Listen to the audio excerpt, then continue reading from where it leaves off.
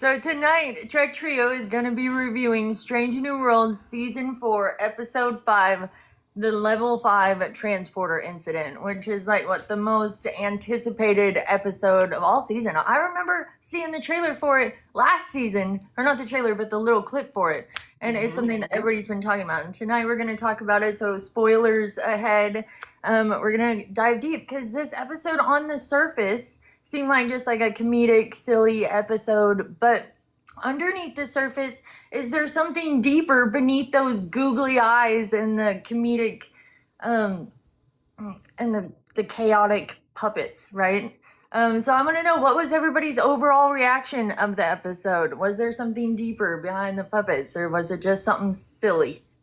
What did you guys think of the episode? I loved it. I thought it was cute. I thought it was whimsical. I love when series take risks like this, right?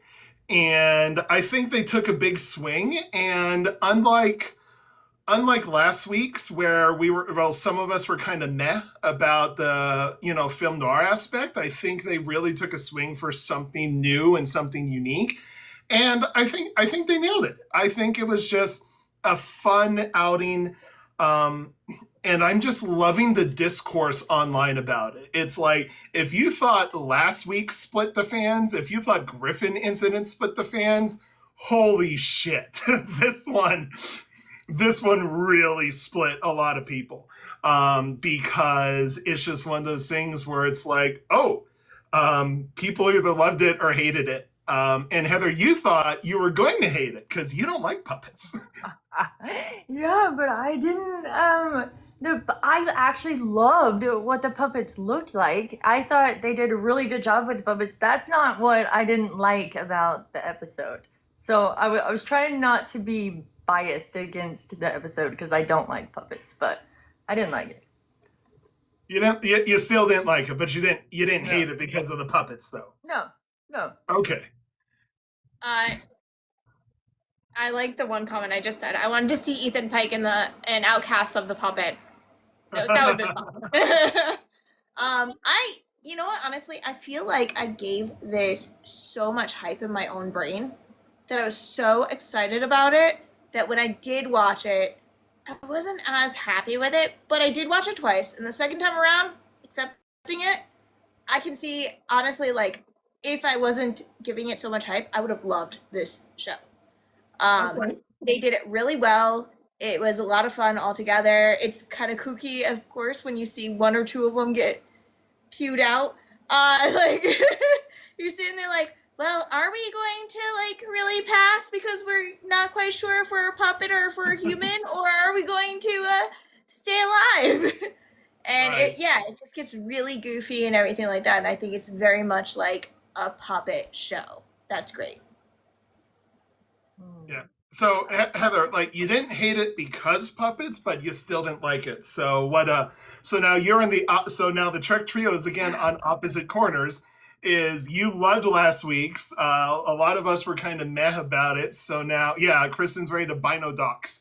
So I feel bad for not liking it. I really do, and I'm really glad. should. I'm really glad that people like it. But to me, every time I watch it, it gets worse. And I hate to say that. It felt like it was all over the place. I felt like the directors like just gave the script to the actors, and without any like telling them how to act as a puppet. And so everybody just had like a different idea of how they were going to portray a puppet. And then they just like went at it, and then they're like, all right, you get the rest of the day off, and that was it. I felt like it wasn't consistent. And then it's all a dream. Like, it wasn't even, so then I felt like it was just a waste Spoiler. of my time. Sorry. Hey, on my intro, I said spoilers ahead. I did. But, There is a big blurb that says that this is definitely spoilers. Mhm. yeah, I felt like it didn't make sense for the plot, and it wasn't my favorite. Okay. Fair. I thought they did great. Honestly, like, you're like, I feel they're disjointed, they're not actually doing anything, and they didn't understand each other. And I was just like, no, I think they understood the assignment quite well. I think every single person was like, Yeah, no, got it. I'm under the idea of what Spock sees, and Spock apparently sees all of us as idiots. So we're all Yeah. idiots. That isn't far-fetched. Literally, if you actually pay attention to the character, Spock does technically see them all as idiots.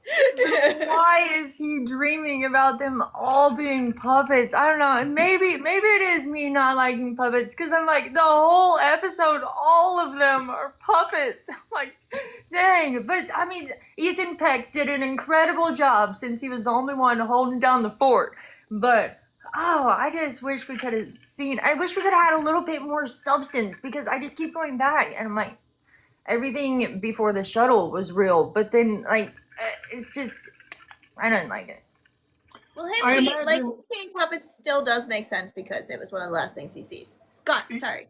That's literally what I was gonna say. It's like And who why put that there? is like why he is gonna be puppets. Why he's thinking puppets is like the last thing was Little Ricky. It's like all Scotty wants to do is send Little Ricky into Declan's suite on the other starship. And so I think that's why they became puppets. If you think about it a little deeper, it could be Spock getting back at everyone in his mind for bullying the hell out of him when in 4.5 Vulcans. And so now in his dream, it's like dance puppets dance, To be fair, he has a ton of different reasons to bully everybody. Anyway. But he was so admirable of the crew the whole episode. So it was interesting. I mean, maybe I was trying to think of a deep way, like puppets, like childlike in innocence, and maybe so out of control of their emotions that they're in control, and maybe that's why it was puppets. And then I don't know.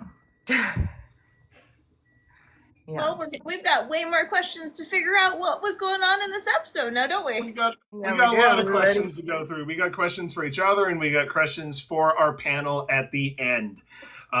So yeah, Heather, I think you got more to ask us. I do. All right. First question. How do we feel about La'an breaking up with Spock? Was it the right decision for both of them? And how does it build on her character arc this season? So I'm all for it because I never liked their pairing to begin with. I just didn't think it was the right pairing, honestly. You saw it coming from last week's episode where they're kind of fighting each other, disagreeing with each other. Lon pulls the classic "it's not you, it's me" type bullshit.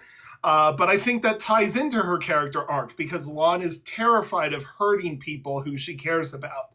So it's one of those things where it's like, I'm breaking up with you because I care about you. And Lon is afraid of hurting people. But she also said it's gone as far as it can go.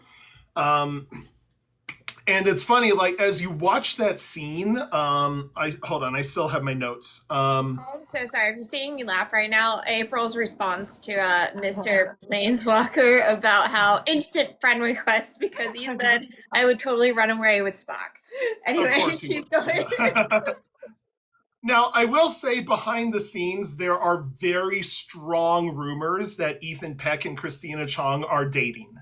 In fact, at Star Trek Las Vegas, Christina Chong's puppy slept in Ethan's Peck lap the entire panel. This teeny little thing was just sleeping in his lap. It was cute. A lot of people were also trying to zoom in on her ring finger as well. So take with that as you wish. If they are dating in real life, I think they make a cute couple in real life. I was not a fan of La'an and Spock in universe. When she breaks up with him, you could tell during this scene, you can see how Spock is struggling with his logic versus human side because this is a struggle. This is something he's been working on this whole time. But look carefully as Lon is bringing their relationship to an end. You can literally see Spock hurt on his face and immediately just shift into logic mode as his defense mechanism. It's a blink and you'll miss it type reaction, but it's a genius move by Ethan Peck. Great acting move because you can see him hurt. just in a brief emotional moment of his half-human side, and then snap right into logic. It's like, yeah. I saw it too. That's why this was also one of my questions when I was thinking about all of this stuff, because I was thinking, like, they said they're breaking up together, but let's be honest, this relationship, like you said, should never have happened. The two of them are so broken. Like, they are both broken. There is no reason for either of them to get together. They're both stiff. It's like looking in a mirror. I don't typically want to date myself. It's just a very confusing thing that I was just like, oh, okay, we're going in that direction. Why are we here? And yes, as soon as she started saying we're done, he was like, why does it looked like on his face he was like, why does nobody love me? And then he kept moving on. Yeah. For 2 seconds. It's always the girl who typically who breaks up with him. I mean, even with T'Pring, even though he's checking out as human, she is realizing he is just, not there, and she goes, well, you want to figure out who you are? All right, see you later. Yeah. And we know that by the time Amok Time happens in TOS, T'Pring has broken up with him twice. And so La'an ended it, T'Pring ended it. I don't really know. I can't really remember what happened between Chapel and Spock. Do you guys? Did she end it? Did he end it? Did it just fizzle out? She ended it because what happened was, this one I actually remember. Meanwhile, you said 4.5, and I can't remember what the hell that is. You don't but need to. with Chapel, it was because the people from the future came, and she was like, oh, well, I guess this could never have lasted forever. And then she went on to she inevitably started moving her way farther and farther away from him because she knew the future. And now she's with Dr. Corby. Or at least she was, and we know she will be later, but then we know that fizzles off. And then by the time TOS happens, Chapel is pining after Spock through the whole 3 seasons, which, they didn't write female characters very well back then, so I'm really glad that they're doing such a great job with Uhura and Chapel in Strange New Worlds, because they were not done justice in TOS, which is great. So yeah, it's good. It's good for those of us who were not a fan of this relationship. And it's one of those things where it's like, this is yet another thing that's going to drive Spock closer to logic, which we see later in this episode. And funny enough, T'Pring is Spock's logical center, which we also see in this episode too. And I bet that's going to be explored a little further. He's like, the PTSD he has to have with T'Pring, and he keeps going back. That is also a toxic relationship right there. Connected though. Oh, it is. Just saying. I don't think that he should have called her so fast, but I mean, I definitely was very happy that they broke up. I don't think that they ever should have been together, but I worry about the two of them because, like, who else are they? They're the closest to each other, and it sounds like they're not even doing the calisthenics, which is something that Spock was using to, like, quiet his mind. And so if neither of them have, like, an accountability buddy, which would have been the only reason why I really supported this couple to begin with. I mean, I started to be okay with it because I felt like they were keeping each other all right. So I worry what they're setting up for the both of them, really. Well, we also learned that La'an is seeing Chapel for therapy, even though Chapel isn't a licensed therapist, but she's seeing Chapel for something. And I would love to see that explored in future episodes. I'd like to see what they talk about, because right now the writers are intentionally isolating La'an in this through our eyes, right? They're intentionally isolating her. And so I'd like to kind of see where this goes. And Christina Chong did say that La'an's journey, and she was very intentional to say this season, La'an's journey for this season wraps up in Once La'an a Time, which is going to be the fantasy episode, which is episode 8 or 9, I believe.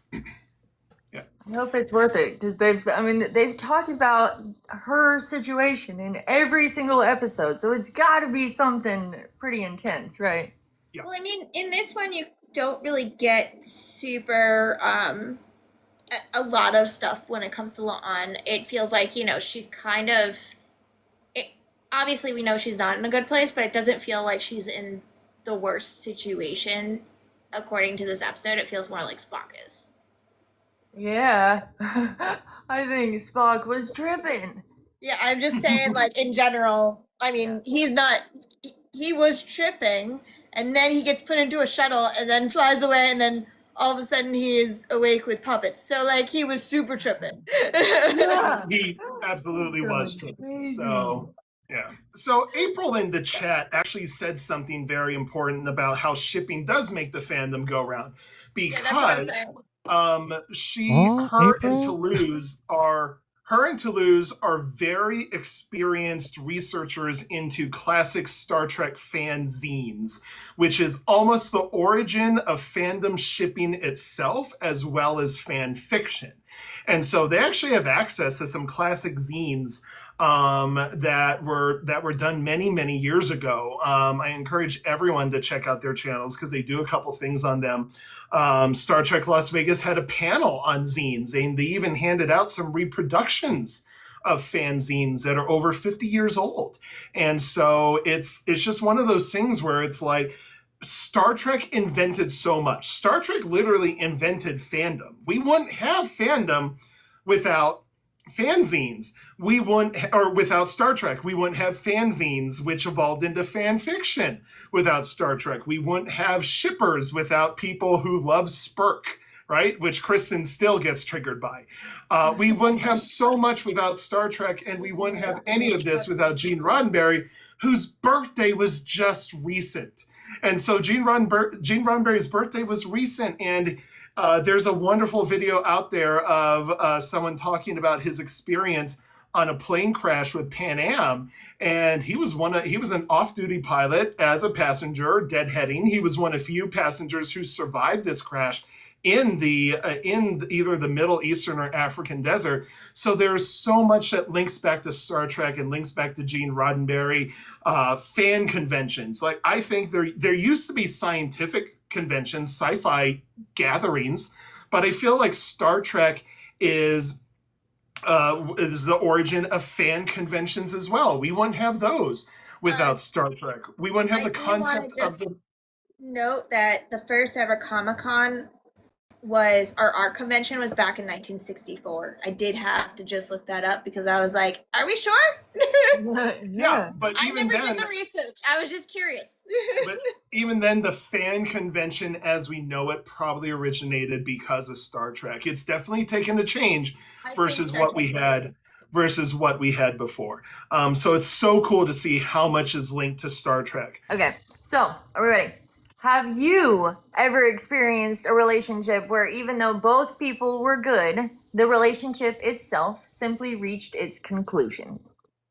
Ooh, getting No. personal question. Okay. Yeah, I share a bit of your life with the internet. Red alert there. I ran away every single Kristen, your time. immediate no, you just ran away. Every single time I was in a relationship with somebody, and honestly, I wasn't really on the market very long, but every single time I was in a relationship with somebody, it was always like me as a teenager.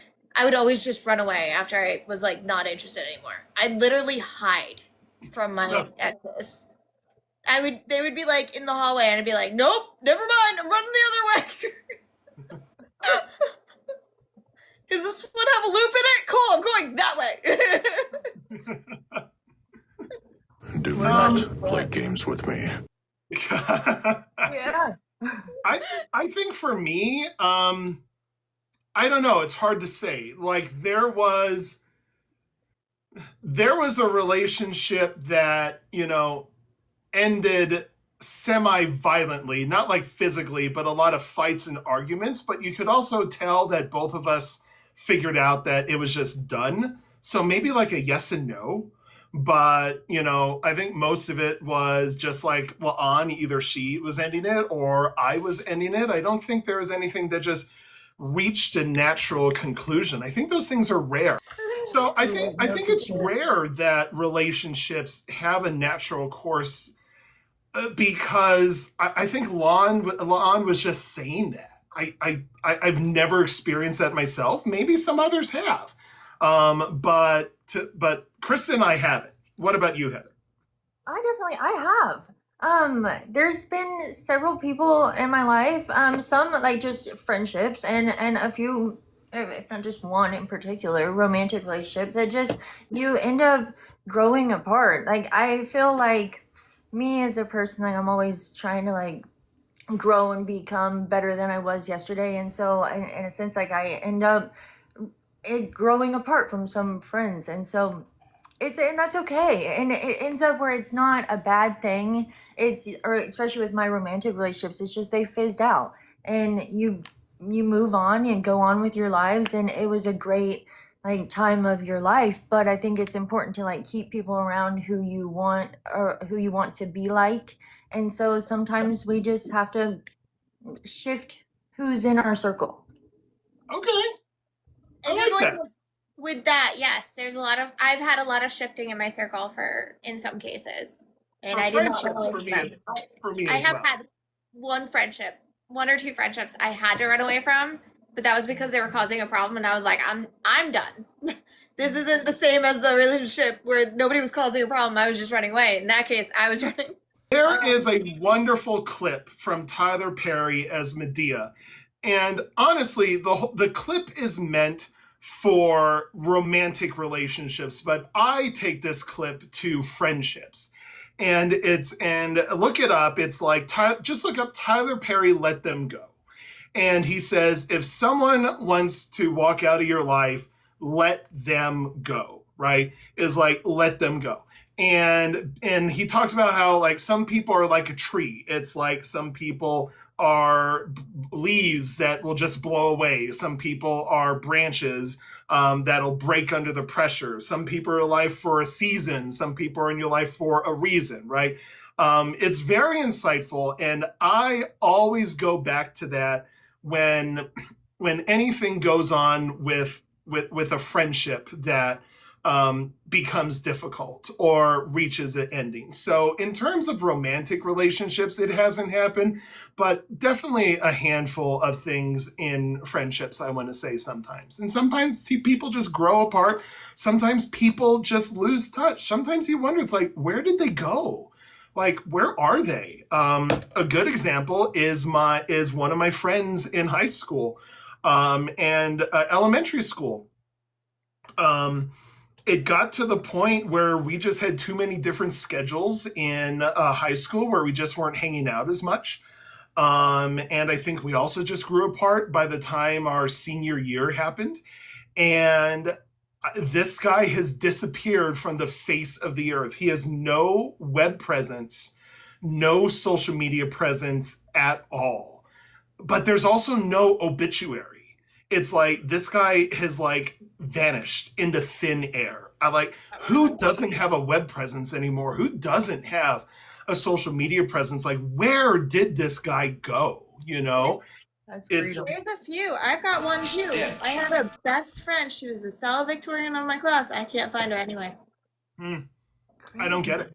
Yeah. It then makes you wonder. I have so many random accounts. This is why I'm like, huh? But it then makes you wonder, like, did they block you on everything? Right? Like a news article. I mean, I feel like often people's names just pop up for the most random stuff. You think you would see something. I found something. I found where she worked for a while, but now I don't know where she went anymore. But that's only because I got curious every so often, and I'm like, she was a best friend of mine for 8 years. Yeah. Every now and then I look up his name and I get web hits. And the problem is there are a handful of people who now share his name. For the longest time, he was the only web hit that would come up, but it was all just old, outdated information. Now you look him up, it's like, you're not a 14-year-old girl and you're not a 50-year-old person in northern Utah.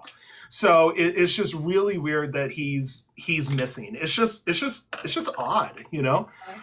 So it's hard when you lose friends. It's hard when you lose romantic partners. Someone in our chat said losing a friendship can be almost as painful or even more painful than a romantic relationship. I've had a couple of friends that I've lost that took me weeks. Mm-hmm. Luckily I had another friend at the same time that knew exactly what the situation was, but I sat there for weeks going like, yo, what's your deal? What's happening? Why? I mean, like, what was my deal? Yeah. How did this end up this way? You know? Mm-hmm. Anyway, we should move on. Yeah. We should. I love the Tyler Perry. I'm just gonna say that right now. I've seen that before, and that's an amazing thing.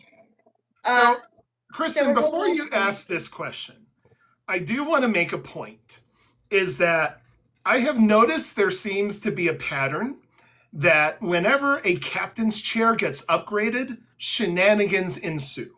This happened on Star Trek Enterprise, and now his chair got upgraded, and now we have hijinks.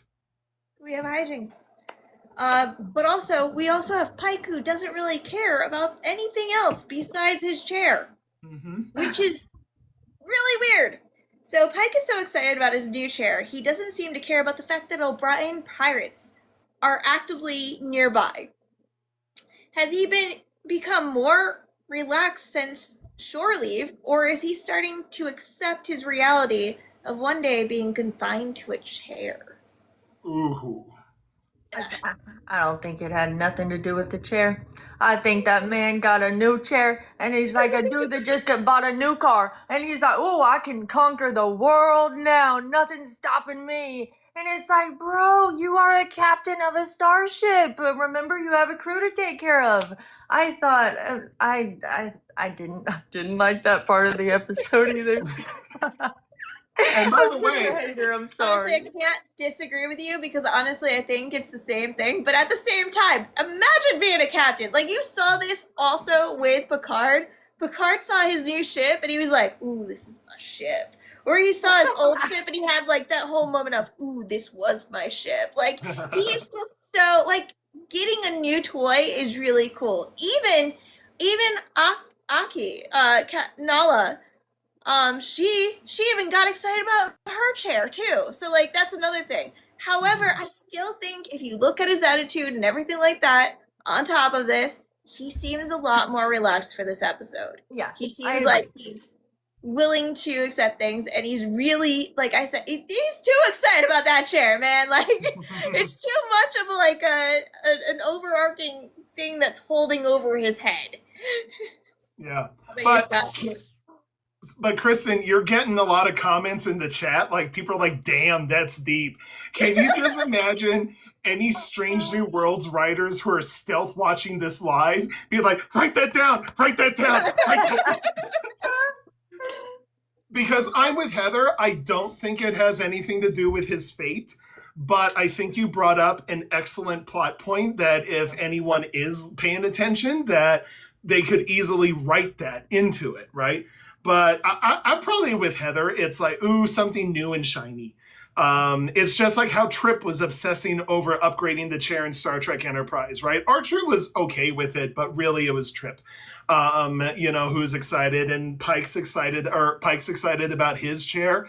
It's just new and shiny. It is weird for him to wave off Orion pirate activity in the area.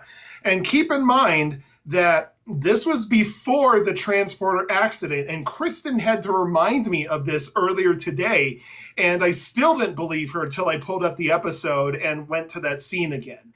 And it's like, yeah, this actually happened before the transporter accident. So yeah, why is Pike so casual about that? Like, why is he so excited about his chair? Like, look, I'm about to get a new Mini Cooper delivered. I'm not just going to look at it and be like, I don't care about anything anymore. I'm not going to go on this live. I got a new car. I'm not going to go to work. I don't mind. It's like, who cares? What? You want me to take out the trash? Fuck that. I got a new car. You know, it's not going to be like that. So it is a little weird. The only thing I could say is chalk it up to his experience on shore leave because we really didn't see much of him in Chiaroscuro episode. So maybe he's still just nice and relaxed after getting his face all tatted up. I don't know. But Kristen, maybe the tattoos were finally removed. That's why he's happy. They were removed. They just got removed. He's happy. Look, my face is nice and clear, and I have a new fucking chair. Yeah. But Kristen, your theory though, it's a great theory, and if any of the writers are watching, they'll probably try to steal it. Well, no, you know what? They won't, because season 6 is already written in film, or season 5 is already written in film. So I guess not. Well, Maybe someone thought of it though.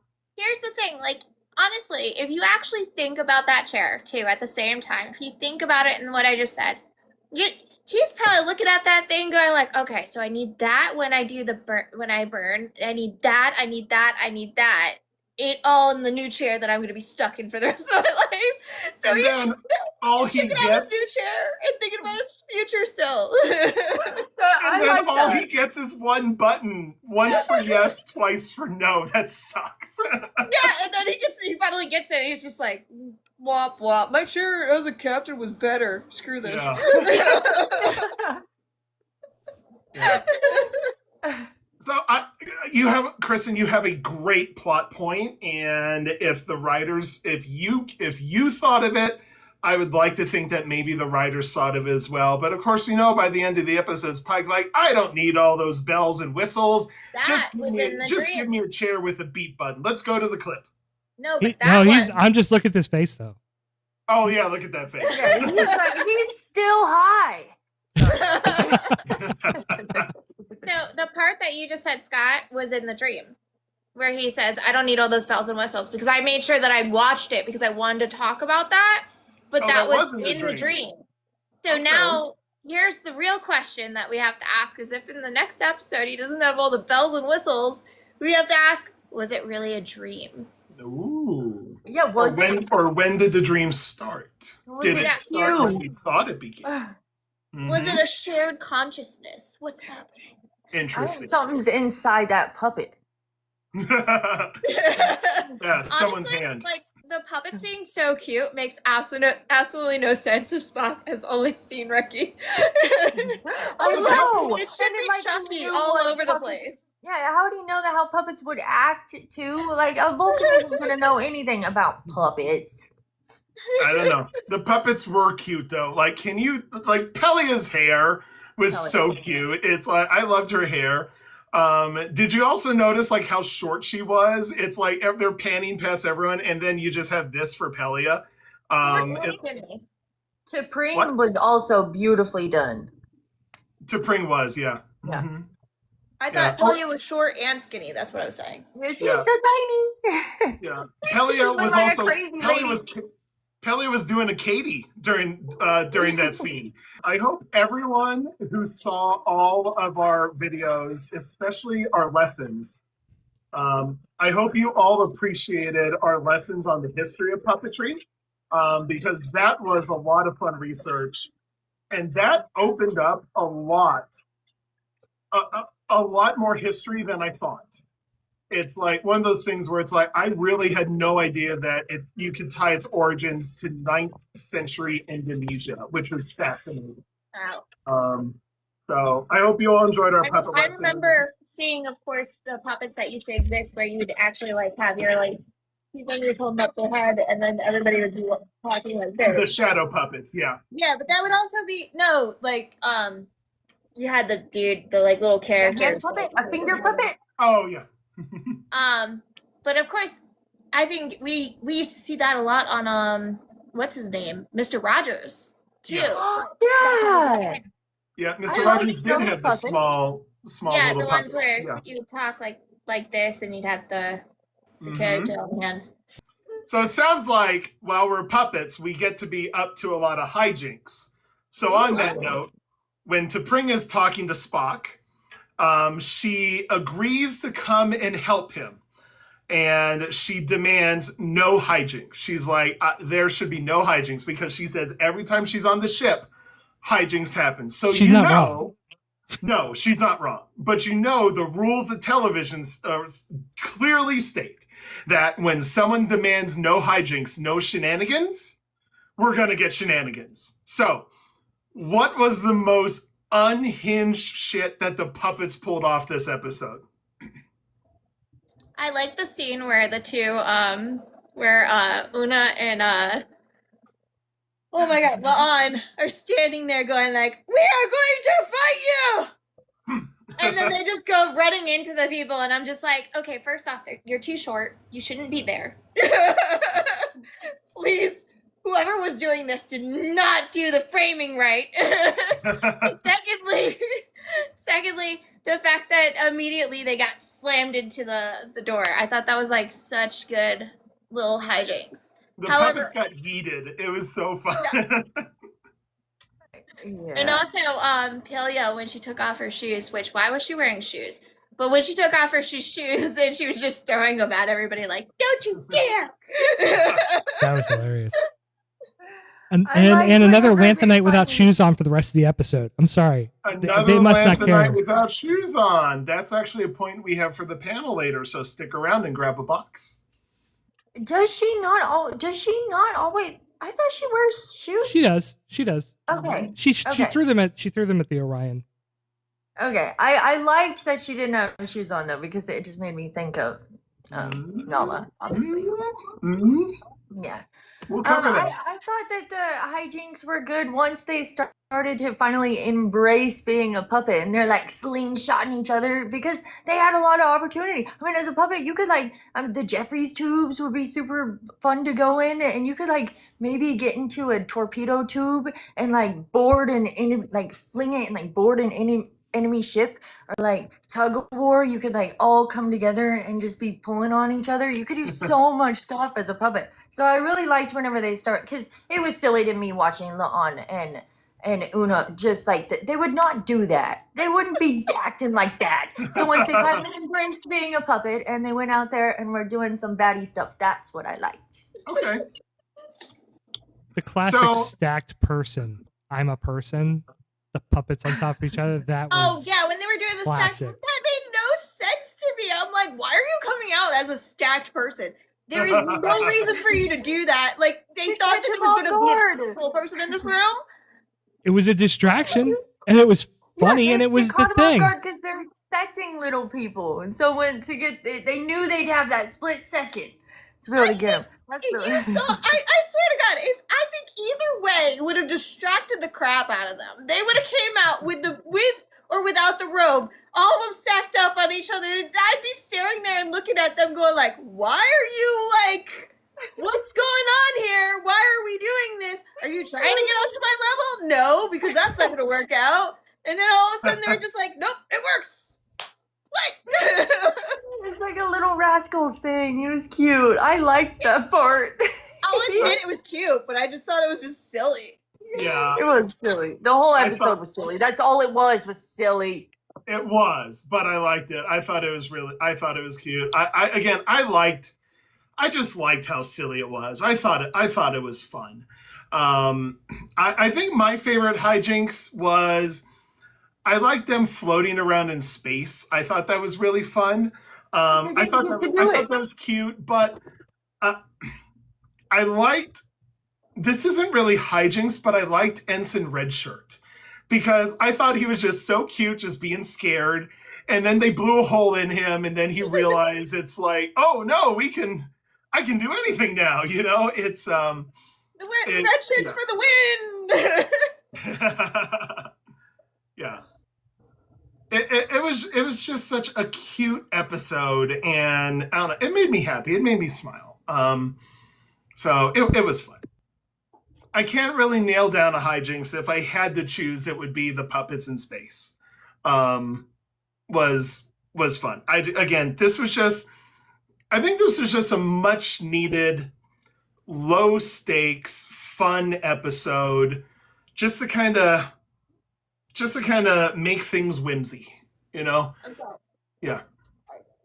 No, you keep going. Sorry, I was gonna say I'm sorry. I just was rewatching them turning into puppets, and I see Mabenga. There's Yep, a I Muppet turned it. counter. I changed it. So when they turned into puppets, I saw Mabenga turn around and go like, "What?" So I was just like, That was honestly that has to be a good little moment for me. Like watching Mabenga's face as he's turning into it, because then everybody else just looks like, well, he's just like, Did you notice that was the same thing? That Mabenga and Chapel shared the same look walking across sickbay as they did during Subspace Rhapsody. See, I It was love the Subspace same, like, what's but- going on look, and they're moving the same direction. Same thing as in Rhapsody when they, oh yeah. I Okay. didn't notice that. but So- different hairstyles. So Oh, so that doesn't Yeah. count. That's okay, cool. You know. But remember, at STLV, we learned that the puppeteers from the Jim Henson Creature Shop watched previous episodes of Strange New Worlds to study mannerisms. And if there's an episode to watch that takes you completely out of the plot, it's Subspace Rhapsody. Like, we've done a musical episode. Like, we're only getting 46 episodes of Strange New Worlds. We've done a musical episode. Now we've done a puppet episode. I assure you that the Jim Henson Creature Shop probably watched Subspace Rhapsody because it was yet another out there episode for Star Trek and just Strange New Worlds. So I think that's a great callback. And now I need to go back and rewatch those and look at those side by side. yep. Now I need to too. Yeah. If I ever remember. Subspace Rhapsody wasn't a dream. Nope. Nope. It's different. But on that note, I was wondering through the entire episode how this is Was really gonna be explained in story. It's like just how? Like, how is this really explained and how are they going to get out of this? And it being a dream made sense. That Some was the- people didn't like the dream aspect. the first thought I thought, because I was like, there is no way to explain it. I would love to see them explain it some other way, but there is no way to explain any of this. Let's get into that, by the way. Since this is Spock's dream, are we seeing the crew as they are, as Spock sees them? Or, sorry, hold on. I think I read that too fast. Since this is Spock's dream, are we seeing the crew as they are, or as Spock sees them? Could each person represent something he values or struggles to control, and was he really trying to fix his emotions, his identity, or his fear of uncertainty? So I say yes to the first half, because that's the only explanation of just kind of how out of character some people are, and how, I don't want to say childish, but they're acting and they're voicing their characters like a puppet show, like you would see in a puppet show, and it's kind of childish in a sense, right? And so I think that's what we're seeing that explains why people are out of character. That's why they're acting differently. That's why, and that's why it's so whimsical. So yes, this could be how his logical side sees people to a certain degree. Now, I'm not saying no to the second half just to disagree with Kristen, but it's one of those things where I'm just having trouble trying to identify who fits Spock's subconscious, right? Like, what could every single person represent? You could be right, Kristen. I just haven't connected. I haven't connected all the dots. Uhura was like a child. Like, why does he think Uhura is like, I'm next, me next? Like, he just thinks everybody is so out there. When I say that, like, they're kind of emotionally, like, I see Inside Out in this, okay? So that Disney movie Inside Out, he has each character that are representing some part of his emotion. Now, that whether or not that emotion is one thing, I don't think so, because I think each character kind of represents a couple of them, but they're things that he loves about himself. And as it's going on, he's got a snippy, like, Ortega is a little snippy. Pelia is tough love. Scotty is the mess up, but at the same time gets to the end product eventually. Like, these are all things that he ends up doing himself, but he also hates about himself. at the beginning at least. And as it goes on, as he's doing more and more time with them, he then comes to a point where he's like, I respect my crew. They will always be the crew that will defeat you. But, yeah. So it feels a lot like he is just kind of going with his personal thoughts and emotions to get to where he should be at the end of this story. And if you could tell, like at the beginning, he feels overwhelmed by all of the people. He feels overwhelmed because he's taking care of the ship, he's taking care of everything, and then all of a sudden, once he figures out how to get all of those people and all those emotions in spot together, like to make him feel better, he ends up having less panic attacks. He ends up being more willing to accept everything, and he eventually wakes up, kind of thing. Mm-hmm. That's what it feels like to me for this episode. Yeah, I can absolutely see that. What about you, Heather? Well, I felt like several times in the episode there was like little parts that they bring up his admiration for the crew. So I don't know. I kind of felt like of course some of the characters were out there, and in the beginning of the episode he talked about how Scotty wasn't helping him, or wasn't helping with quieting his mind. And then he imagines all of his friends as puppets, and then they get together and they're trying to like embrace their puppet self. He talks about admiring them, and I feel like possibly it was somehow linked to him really trying to embrace and trying to embrace both sides of the Vulcan and the human side, and him watching all of his crew embrace their human and puppet side. It seemed to link, but I think that Spock in general is trying this whole thing. He's just running to logic. Like he gets broken up with, and then he's running away thinking that logic is going to fix everything. And I don't think it's going to work out. I know this sounds weird, but it's kind of like the Orions. I mean, the Orions are a little bit like his logic attacking his subconscious. So, like, the Orions seem more subdued if you were to look at everything. Like, his whole emotional side is crazy, out there, wild. And then the Orions come in and they're just like, well, we're here now.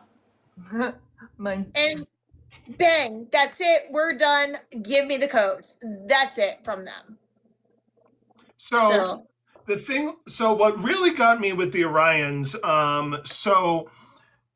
the second in command was played by Joe Latrulio, who's a really great stand-up comedian.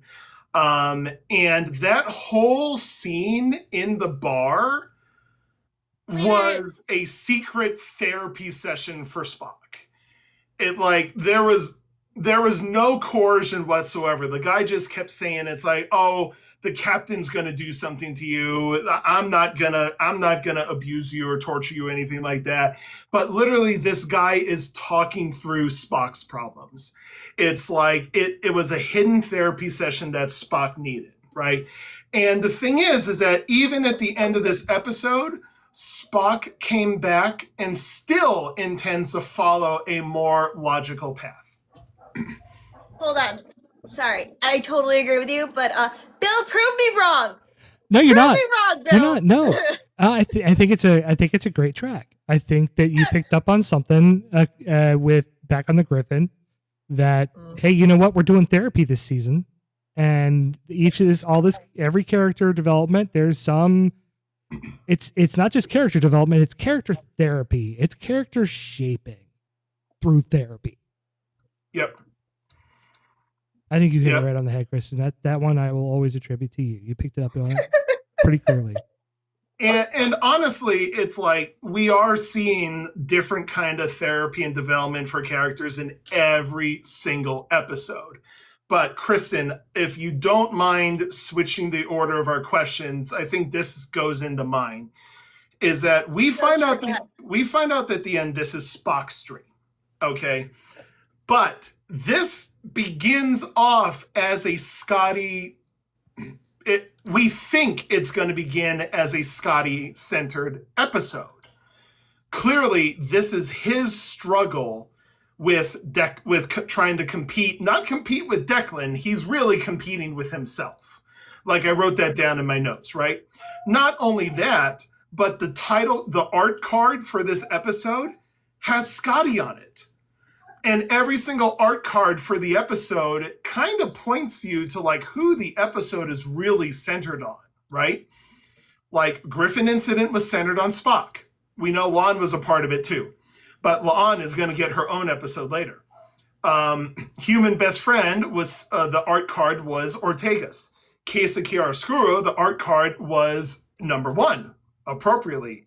This episode, Level 5 Transport Excellent, the art card was Scotty. Next week's episode is Chapel. And then episode 7 is Mabenga. Episode 8 is Kirk. Episode 9, Once La'an a Time, is La'an. And then episode 10 is Uhura for Tomorrow's Enterprise. So we're led to believe that this is going to be a Scotty-centered episode. And episode 2 develops Scotty. He's competing with himself. He is trying to beam something to Declan and break the transporter record, right? And then it's Spock's dream. And so the only development that Scotty gets is within Spock's dream. We barely even see or hear from Scotty when Spock wakes up. I actually don't think we see him or hear from him after Spock wakes up. I think everything after... Yeah. Yeah. Okay. Everything after Spock wakes up is just him and T'Pring, I think. Okay. And so, and through the whole episode, you see Scotty hurt. Look at his puppet. His puppet face just looks sad and exhausted. And Pelia is delivering these barbs to him, and it's hurting him.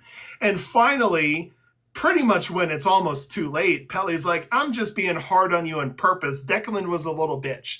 It's like, I know you can take the criticism, but it's hurting Scotty, and you can see it hurt Scotty, even though Scotty is a puppet.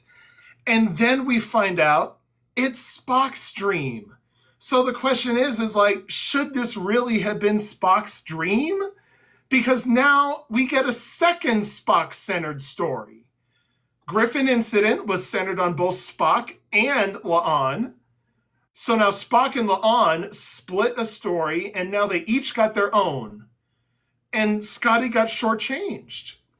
Yeah. Like, whose dream really should this have been? I can't say I disagree with you. I think it should have been a Scotty story because literally, as we said in the beginning, Scotty did have the puppet. It had more meaning to Scotty. It would make way more sense. Spock having this dream, the only reason that we can give it to Spock is legitimately because he saw a puppet 2 minutes before. That's it. And that puppet looks nothing like the rest of them. It is not a nice looking puppet. It's a freaky looking puppet. And now we have a whole thing of just soft puppets. And then there's Scotty's puppet at the end. I swear it should have been Chucky all over the place. It should have been this, the Griffin Incident, this should have been it. It should have been this one. But, Kristen, you're right, though. Scotty has more history with Little Ricky. And he probably remembers what that puppet looked like brand new, too. He knows more about puppets. It makes so much more sense for it to be Scotty's dream. And honestly, anybody but Spock. He literally even told us that his brothers would scare him with it. Yeah. That puppet is connected to him. That is Scotty's history. That's his story. Scotty is trying to compete with Declan, but he's really competing with himself. That's the thing is like, I don't mind that this episode was a dream. I feel this was the only way they could have explained it away, right? And if that's the case, maybe we're Bill's fucking dream because I don't know what is going on. But the thing is, though, that's the only way that we can explain this, that it was a dream. But it's wrong that it was Spock's dream. This should have been Scotty's story. Who the hell cares? It was set up. It was even set up to be Scotty's story. And then somewhere during a rewrite, during a writer's room, post-production, I don't know. But it Family got, event. it got Because changed. they'd already given everybody else the day off, and Spock was the one doing the episode, and so they just had it be Yeah. Spock's Or day. maybe they did do it with the guy who plays Scotty, and he just could not deal with the puppets, and it was just too much laughter, or it was too much I something. could see that. Yeah. I don't want to do Martin Quinn dirty like that, but I mean, I think it was a bad writing decision, and it goes back to like this episode was fun, it was whimsical, but it wasn't perfect, and this is my biggest problem with it. It's the wrong person's dream. This was supposed to be Scotty's dream. This was supposed to be Scotty's story, and I think we robbed Scotty from it. Heather, did you weigh in? What do you think? I know. I mean, I agree with you. I don't think that it should have been Spock's story for sure. I don't think it made any sense for it to be Spock. I think it makes sense for it to be Scotty because he is the one with the puppet. He has a history with puppets. He knows about puppets at all. I think I would have liked it better if it would have been Scotty's dream. I do have to admit, though, it is kind of funny the fact that it is Spock's story. It is a little bit funny because he can't handle it. He just really can't handle it the whole entire time. No. That's where I think that they came Kissed from. a puppet, man. Huh? He kissed a puppet. That's another thing. I know that it was a dream, but this episode, like, he just went from La'an to straight up kissing to praying. He's got to be hoeing around every episode. They warned us at the beginning that that's what would happen, but It's Spock. I don't know. It just doesn't work. It just doesn't work as a Spock dream. It should have been Scotty's, and I think he got robbed for it. I really did. I do think it would have been better to just get a Scotty story at the end of the day. However, let's move on. Because we can't say anymore that we think it should be Scotty's story. It should be Scotty's story. Dead mate! Also, I do count that as a crash out for you. Okay, ooh. crash out. Just a You did little one. make that. It's a fucking crash out, but I think you got really hung up on the fact that it should be Scotty's story. That's why. When the puppet crew realizes that they can't do anything for themselves, does that reflect Spock taking on too much and not letting others help him, especially being the only Vulcan on the ship of Chaos? And let's be honest, there is a second Vulcan on the ship, but we have not seen her ever again. She's doing an assignment for him. Because you know the what? I think second that Vulcan somehow did run onto the spaceship and put her in that airlock, and nobody remembered. the second Vulcan on the ship is useless. She is a disrespectful cadet who is a disrespectful cadet and a Vulcan who is too dumb to make it into the Vulcan Science Academy. Just remember, she likes digital media more than actually being at an event. Yeah. To your point, Kristen, I mean, just look at how they shot the episode with him on the bridge. He's literally running back and forth. People are pulling at him from all directions. Now we know his everyday duties on the ship are not like this. That doesn't mean he doesn't feel like that, because he probably, as a Vulcan, he will never admit that he's too proud, but he will say it is illogical to ask others for help. So 100%, this now being a Vulcan, a Spock story instead of a Scotty story, then yes, like this absolutely serves that purpose. But not to go back to my original point, just remember in earlier episodes in season 2 or season 3 and earlier this season when Scotty is trying to learn how to become a miracle worker, and he's stressed that he can't do everything. Hell, that was even in the recap. That was even in the previous in Star Trek. He's stressed that he can't do everything. It's like that. You literally could have substituted Scotty for Spock on that bridge and having him run back and forth and have the same exact plot point. But yes, it's not logical to ask others for help. So yes, this is 100% Spock feeling that he has to do everything and he can't ask for help. I'm going to point out real fast, just because it's kind of funny. This is not a small crash out. It is a very elongated, soft crash out. Soft crash out. Because you said it was a small one, but you brought it back. Oh, I see what you're saying. I did. You're not wrong. You're absolutely right, Scotty. At the time, like, even if you talk about the first part of this episode, Scotty definitely is upset about the Declan thing, and then he does want to be better and have a better self-esteem about everything. You were absolutely right. But yeah, I feel honestly when it comes to this, because I have to remember, yeah, he is taking on too much, obviously, and with the fact that he does not have his emotions controlled and he's sitting there with panic attacks, I get it. I get how he's taking on too much. He's just lost his girlfriend. He's sitting there, everybody needs his help, everybody needs everything from him, and in his real life, he not only did he just lose his girlfriend, he just had his ex snip his ears off. He was walking around and having to deal with like a lot of post stress PTSD from a whole incident of being trapped on a ship and everything like that. So him having panic attacks makes sense. He wants to also make sure all of his friends stay alive. He's got that weird feeling, non-Vulcan-y feeling of, hey, yo, they should still be alive, they should still be fine, they should still be healthy, and I need to make sure that that keeps up.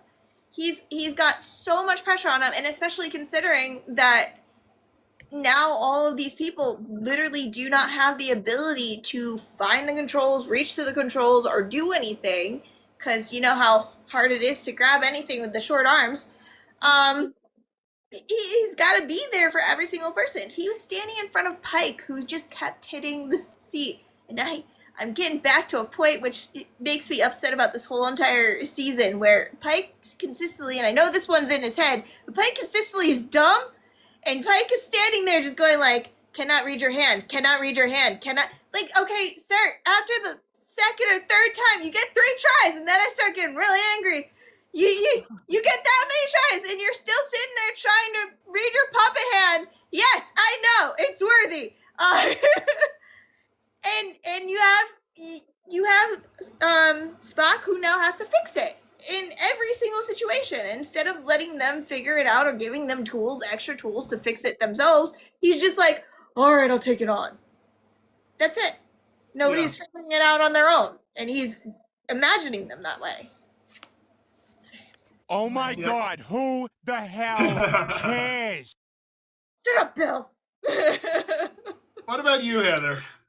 I don't know. I agree with you what you guys said. I appreciated you guys bringing this question to the table, because I didn't really put 2 and 2 together that maybe they are like a representation or a reflection of Spock taking on too much, because he is. He's taken on a lot. He hasn't really sought through like his feelings through the Griffin incident. He's really struggling with both of his sides, so it makes sense that he would, like, his mind is so loud that whenever he is dreaming, he's gonna dream of these loud puppet friends that can't do anything for themselves. So it goes together. That part, I guess, makes sense. It's important to keep in mind 2 very important things that happened this season. In Human Best Friend, we learn that Spock feels that James T. Kirk is the only person he can talk to, the only person he can share deep emotional things with. So the human side of Spock feels he can only talk to Kirk. The Vulcan side of Spock realizes this episode that T'Pring is his logical center. And so he realizes that T'Pring is the only person he can talk to as a Vulcan. Spock has 2 people in the whole galaxy that he can talk to. Like, that has got to feel so isolating on a ship of chaos. And none of them are on the ship. That's the other thing. None of them are on the ship, except Kirk somehow winds up on the ship all fucking season. But none of them are on the ship, though.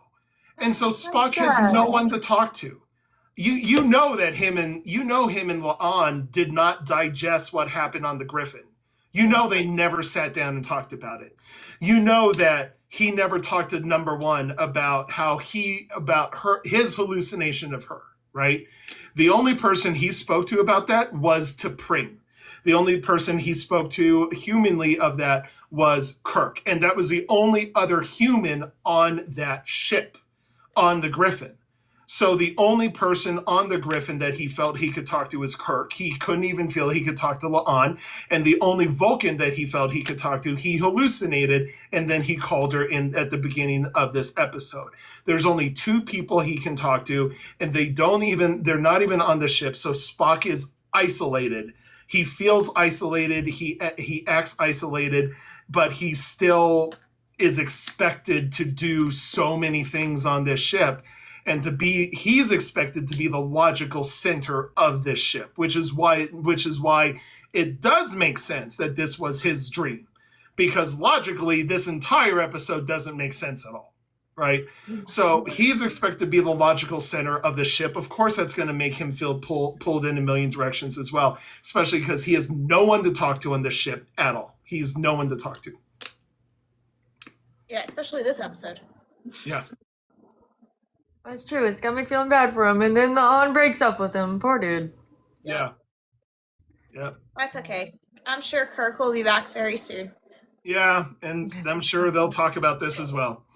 Yeah. So good chess. yeah. Heather, it's your turn. Yeah. All right. I think we done. know my answer to this question. Did the dream reveal strengthen the episode, or did it make the puppet adventure feel less meaningful? I'll be devil's advocate here. I'll say it strengthened it. And the reason I'll say it strengthened it is because, again, for the therapy reason, which is it gave him an outlet. Like Scott just said, he didn't have anybody to actually talk to. So it ended up giving him an outlet to figure out his stress and to de-stress himself. And I don't know if his panic attacks are done, but it's feeling like they are getting a less and less amount of panic attacks from everything that went on in this dream. So, I mean, this pushes Spock even further to the logical cold person we know in TOS. And I mean, if you have a dream where you envision the entire crew as puppets, like that would probably push me to meditate as well. Well, he gets like shot down too in his own dream. Mm-hmm. I think so. For me, I don't think it did either, right? I think, again, this is the only way such a weird premise would make sense, that it was a dream. The alternate quantum reality that we got in Subspace Rhapsody made sense. I can't imagine using the same explanation of puppets. So it being a dream was the only way they could have got out of this situation, honestly. Admittedly, it really didn't hit me until right when Spock woke up that it was a dream. Maybe I was starting to think the puppets in space was a little too far-fetched, so maybe I realized it just before. But I did not go in thinking that this was going to be a dream episode for sure. I think it made the puppet adventure a lot more fun. I think it was like, oh, okay, we can blow a hole through Ensign Redshirt on the bridge. We can blow Pike out of the space dock. And he won't be affected, and now everyone can float around in space. We can cut Pelia in half, we can beam La'an's arm away and not have any stakes. I think that being a dream made everything make sense, and it made the puppet adventure a lot more whimsical. But to either strengthen or weaken, I'd say neither. I think it was the way that we got in and out of the episode. I guess it did make it more fun. I guess maybe they were allowed to do more things because it was a dream. Yeah. But I didn't like it. It felt like a waste of an hour. So I Well, felt like it was all... I don't feel like it's a waste of an hour. I don't feel like that in any way. I would say, like, the first time I watched it, I kind of thought it, but as I'm watching it again the second time around, I realized that, again, it leads back to that whole therapy thing. It's just a development of who Spock is and who he sees the crew as. Like that's what it is to me. Bless you. Slamming the door. I think the other thing too is a lot of people don't like it was all a dream excuse, right? Like in the 1980s, you pissed off an entire country when the entire 10th season of Dallas was revealed to be a dream, right?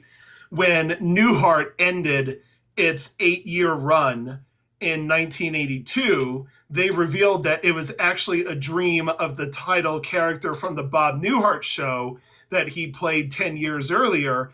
And everyone thought that was the funniest thing in television. Then when St. Elsewhere tried it 4 years later, and we found out the entire 4-year run of St. Elsewhere was a dream, people were pissed, right? So you've got to do it in the right way. It made sense for Newhart as a sitcom. People hated it in dramas like St. Elsewhere and Dallas, right?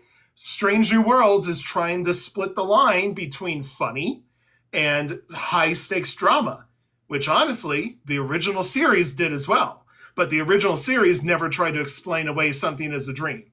They instead tried to explain why there are so many different humans in parallel Earths in the universe to save on makeup and set costs. So face.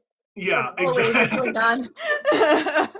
So you got to do it right. And I think Strange New Worlds did it okay, but I think there's a lot of people who are like, oh yeah, it was a dream, and they'll wave it off. And there are a lot of people like you, Heather, who are probably rightfully upset with it as well. I don't think it was a waste either, but I think it was a fun adventure. And we still like, people got something out of it. But my opinion, not the right people. I was like, okay, this is probably a dream, but please don't be a dream. Please come up with some other idea. And when they didn't, it was kind of sad. I do believe that we will probably see Trelane again this season. I'm not sure which one, but we may see Trelane again. Because there is a fan. It sounds like Once on a Time is a fantasy episode. I have no idea what orders of magnitude what that's going to be like just yet. So we'll see. That if we get Trelane, I feel like it could be Lana Time, or it could be this is the soap opera one. That would make a lot of sense because he was trying to marry off somebody in the last one, so him trying to do like love stuff. I think we've all watched this multiple times. So in my second rewatch of this during the previously on recap, I was like Leo in Once Upon a Time, like, because when Spock was saying, it was my logic that centered me and made me and kind of brought me back to reality or something like that. I'm like, oh, you guys just hid at the very beginning that this was going to be a dream. Did you guys pick that up at all?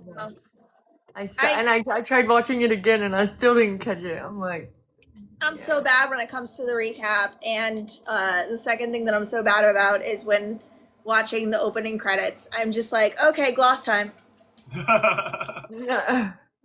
I ever since last week when it was pointed out that there were some black and white scenes in the opening credits, and that the opening credits do kind of reveal other things about other shows, I was looking carefully for anything puppet related, and I couldn't find anything in the opening credits. So I don't think the credits reveal everything, but I watched these credits very carefully this morning.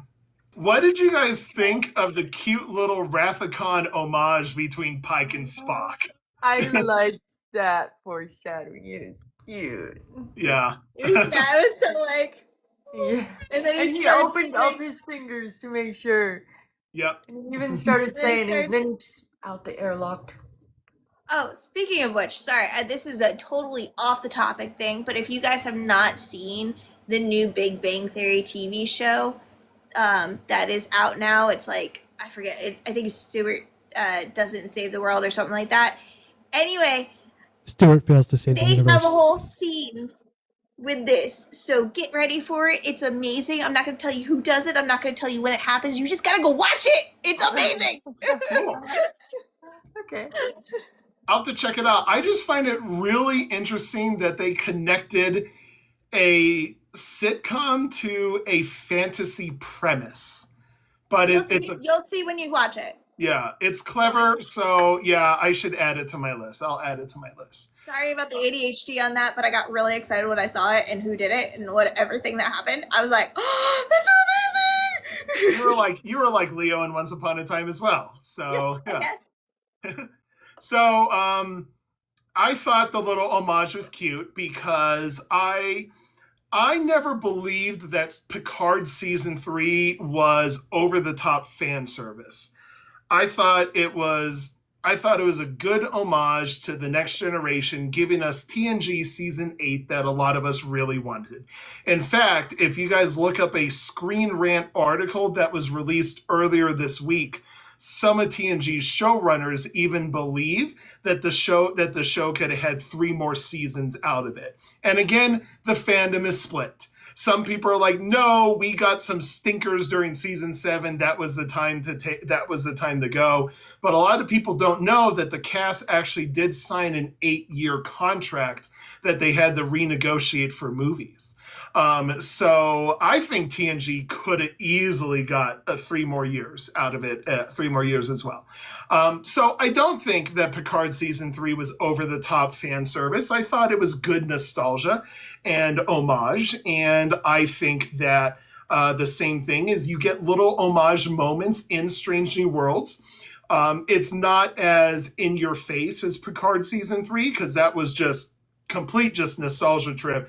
It's just peppered throughout all of Strange New World season 4, and I think it's clever, and I enjoyed it. It was a cute moment, especially Pike starting to say the needs of the many, and maybe this is what inspired Spock to do that in Wrath of Khan. Who knows? But it was a cute moment between the two. I like little homages like that.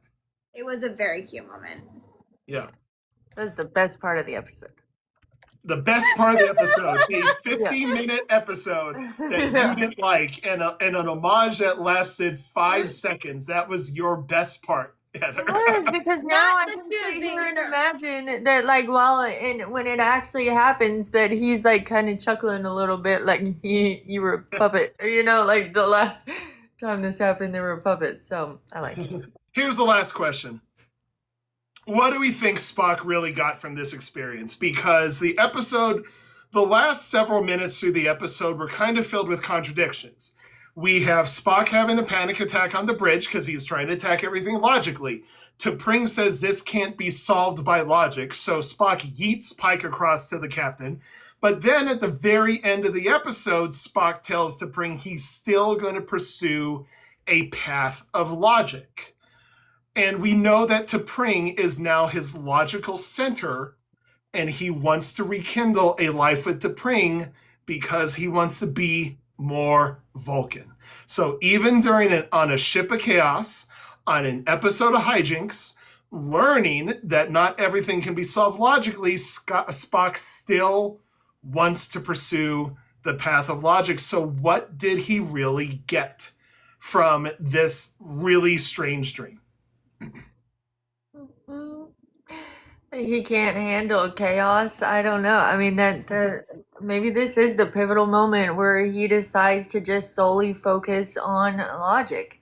I mean, he's had 2 human women, I guess, per augment, whatever, break up with him, and T'Pring is the first person that he thought of when he couldn't quiet his mind. So, I mean, maybe this was it. I just was hoping for a bigger blow up, but we'll see. Mm-hmm. I think he got what he needed to know, and the fact that he thinks and he needs to know that being logical is better for him mentally and will have him happier, quote unquote. Mhm. I think it's just the choice that he needed to have. So I think he got what he needed out of this whole entire situation, which is essentially like, this tool will make me less likely to stand here, be inadequate, and be able to help everybody.